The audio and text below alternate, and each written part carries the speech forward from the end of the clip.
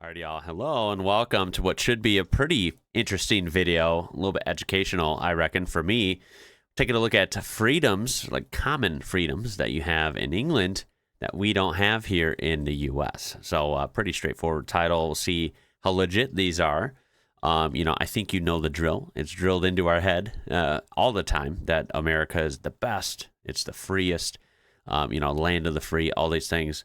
And while I love this country, it is definitely not the best. And there are some silly things here that you can't do. So it doesn't exactly scream total freedom like, the country might lead you to believe. I haven't taken a look at something exactly like this in quite a while, so I think this should be pretty fun. And this is from a channel called The World to Explore. So make sure to check them out with the link down in the description so you can watch this uninterrupted and browse their stuff. Here we go. Everyday rules are standard everywhere, yet daily life in Great Britain handles many things very differently. Did you know actions that seem normal in the US can be against the rules across the Atlantic and vice versa? Picture a street in Manchester during rush hour. People cross wherever it's clear, while in most US cities, police hand out tickets for the same thing. This video covers 10 common situations where life in Great Britain contrasts with American norms. Number 10. Jaywalking legal. In the US, jaywalking can mean fines or warnings from police, even when the street is empty. Cities like New York or Los Angeles commonly enforce these rules. In Great Britain, no law bans crossing outside the lines. In London or Cardiff, locals size up traffic and cross where it feels safe. In central London, it is common to see people head straight over multi-lane roads without waiting for signals. For Americans used to strict enforcement and clear crosswalks, this feels unfamiliar. Maybe you've noticed this yourself. Can you remember the last time you saw someone get stopped for jaywalking? Number 9. Well, I will admit, I don't live, so when I say I live near Chicago, that is true, although I don't actually live downtown, right? That's a whole nother experience. I live, way out in the suburbs of the greater Chicagoland area, so, pretty car reliant, so I don't have to worry about walking too much. Now, of course, when I do walk in my local area, I might, along with a lot of people, cross the road when it's clear. But technically, sounds silly, literally, quite frankly, silly to say. But yes, that is illegal in most U.S. states. They call it jaywalking. I don't know why, but just crossing the road. Usually, you would think as an adult, you could just, use common sense, use some safety, some caution, and cross the road when it's clear. I'm glad to see that some countries think logically like that. That's pretty cool. It's what it sounds like in England. But no, here you don't have that discretion. You have to go to the designated crosswalk area and then wait till, the big sign has like stop, like don't go from the red hand. Like you have to wait for it to turn from the red hand to like, it's like a white figure walking, right? That's when you can go. You have to wait for the sign. If you're not doing that, you're doing it illegally. So yeah, starting it off with a bang here. Crossing the road is illegal in the good old land of the free. Interesting. Double holiday days. Taking long vacations is rare for most Americans. Only about 23% of private industry workers get 15 or more paid days each year, according to the U.S. Bureau of Labor Statistics. And few use those days all at once. Most workplaces expect employees to stay reachable and avoid long absences. By contrast, British law guarantees full-time workers at least 28 paid days off each year, and it's normal to take 2 weeks together. During August in Birmingham, for example, businesses often empty as people travel. Using the full allowance is standard practice, and colleagues often encourage it. In the US, vacation time is usually saved for emergencies or short breaks, but in Great Britain, it's seen as a key part of well-being. Number 8. Yeah, that one we've heard before. Let me just drive home again what I've said before. The U.S. work culture is pretty rough, man. Pretty rough. Anything that's not short of working your butt off maximum hours per day, working weekends, working holidays. If you're not doing all that, some people would say you're lazy here. It sounds weird to say, but it's true. Work culture here is pretty toxic. I think if you want to work your butt off and you want to make money, that's you do you, right? If you want to do that, go for it. But some people don't want to do that. They want to have a little bit of a balance, right? Work-life balance. And I've learned, and I keep learning, that a lot of countries do focus on that. And I think that's very important, actually, ironically, for work production. I think it produces better workers and better work output. But it also is better for your health, your mental health, everything, right? Life is life at the end of the day. And I don't think, we were all put here to work 24/7. I think that's a sad existence. taking 2 weeks off at a time, that's like very unheard of and frowned upon here in the U.S., whereas that'd be normal. School choice In wider. England. In America, a child's assigned public school depends closely on home address, set by Yeah. strict district lines. Even Yeah. if a better school is nearby, families usually cannot enroll without moving. Britain links address and school, but allows wider flexibility. In places like Greater Manchester, parents rank school preferences on applications. If a preferred school has space, That makes children sense. may attend, with priority for local families. If schools are full, See, I feel like that's fair. That's cool that you have some flexibility there. councils must offer a place somewhere. In cities like Bristol, parents compare schools and apply based on their child's needs, not just geography. The process feels less rigid, and Americans Yeah. facing strict school borders often find this approach more balanced. Number 7, Yep, that I totally agree. How ironic, again, right? That the school process there is a little more open-minded, a little more flexible in England. Meanwhile, the big old land of the free, right? Based on your address, you're going to this school and you can't do anything about it. If you want to do something about it, you're going to have to pay for a private school, which is obviously tons of money compared to a free public school. And then you can maybe have a little more flexibility on where you're going or where you're sending your children. And it gets weirder than that. The whole, like, depending on your address, you go to this school and there's no questions asked. Like, that's it. It gets pretty weird because there's some areas around me, some neighborhoods. Yes, you heard that. Neighborhoods where 1 or 2 houses on one side of the street are in this school district, and the 5, 6 houses next to it are in that school district. So you can even have some weird zones there that are just house to house. Like your literal next door neighbor, their kids might go to a different school based on, the zones.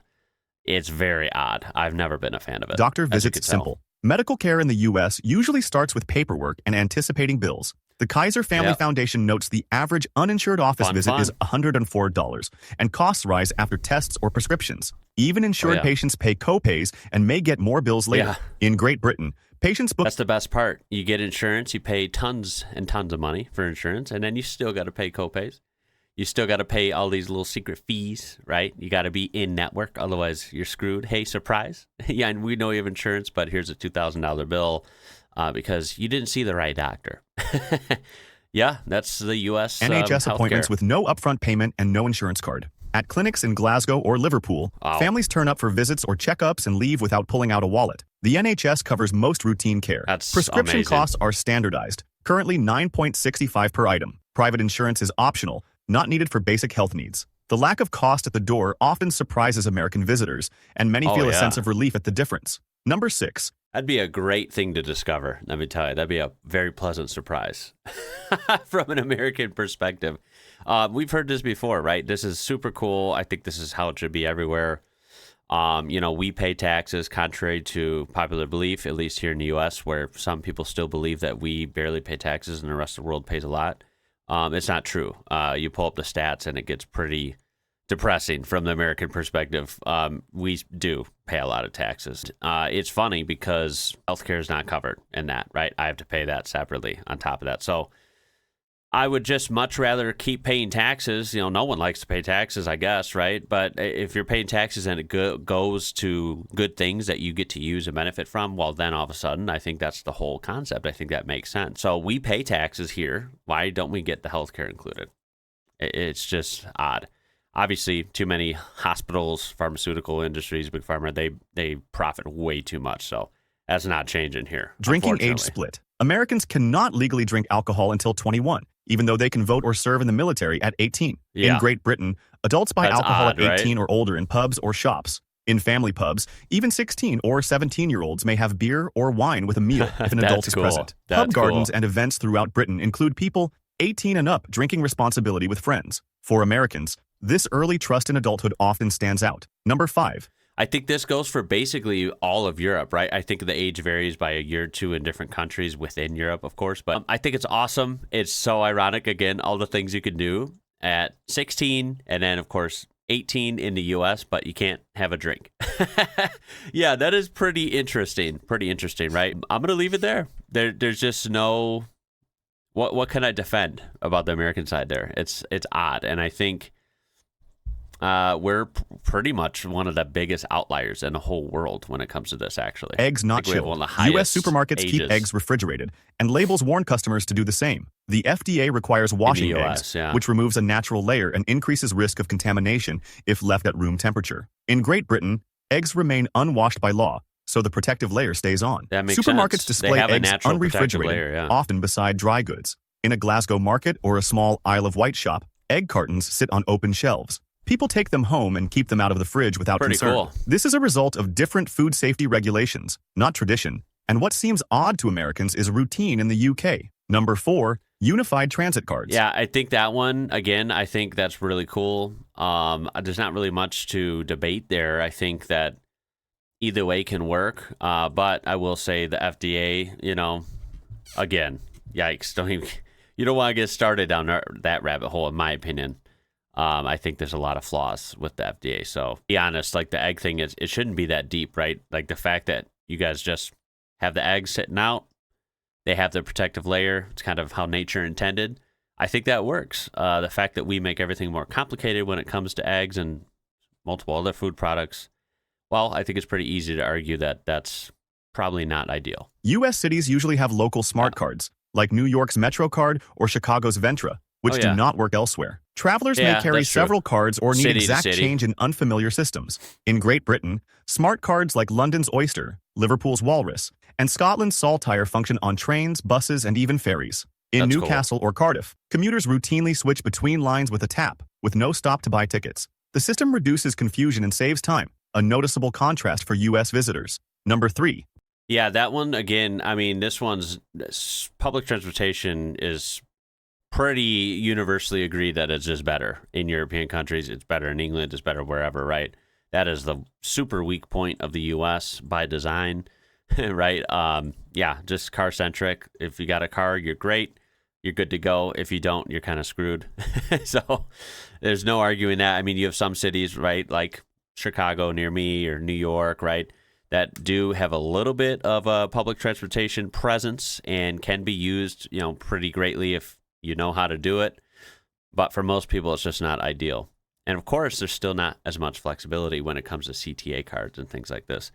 So that's cool that you can use it for multiple forms of transportation in England. That's obviously very smart. Pub closing flexible. Many U.S. cities have fixed last call alcohol laws, often at 1 or 2 a.m., and some limit Sunday usually sales. 1 a.m. Britain changed this in 2003, allowing pubs and bars to apply for late licenses. In Leeds cool. or Glasgow, nightlife may run until 3 a.m. on weekends. Wow. Hours are often set in discussion with local authorities. While country pubs may still close at 11 p.m., there is wide variation. Americans who visit often notice how fluid the rules are and feel the difference. By now, you might be comparing it to your own life. What's the latest time you've left a pub or bar in either country? Number 2. Well, I personally have never been a big bar person, so I don't go to bars barely at all.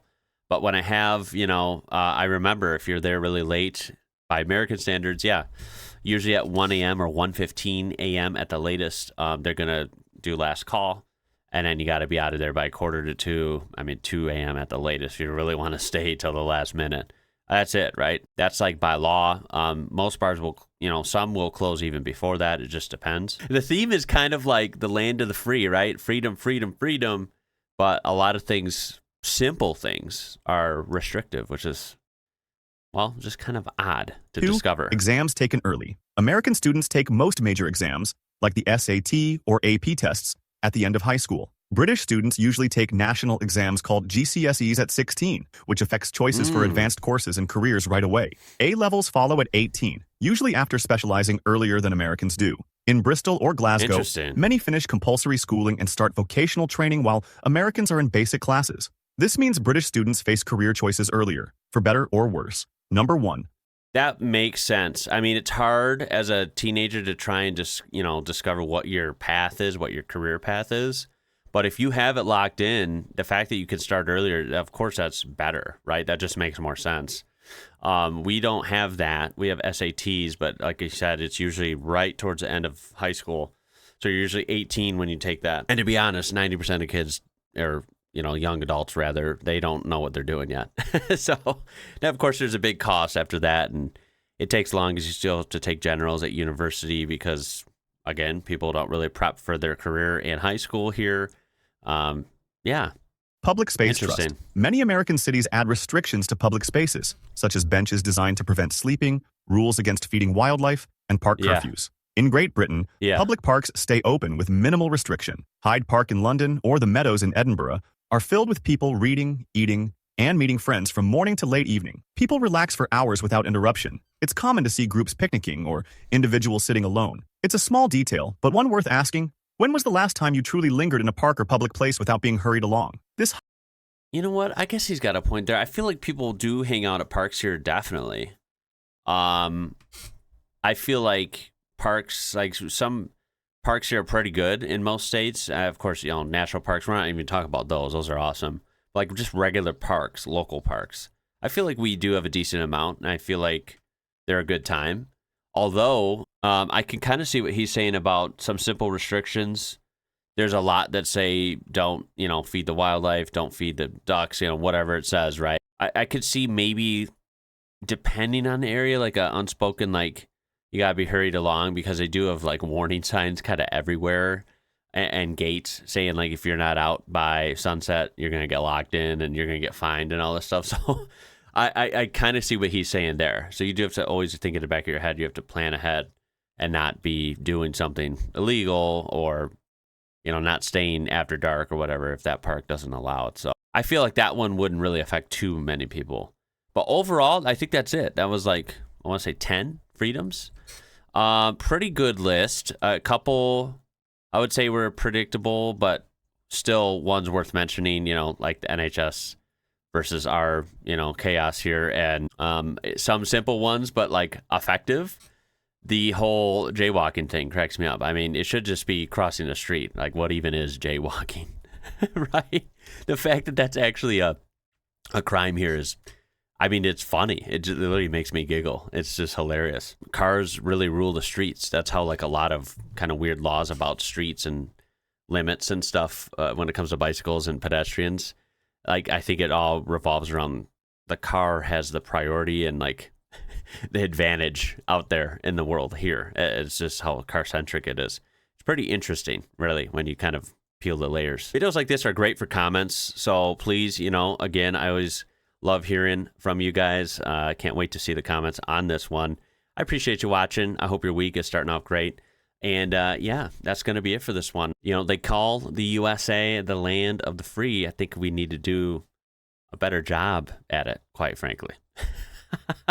Take some tips from other countries that, some U.S. people would claim are not as free as us.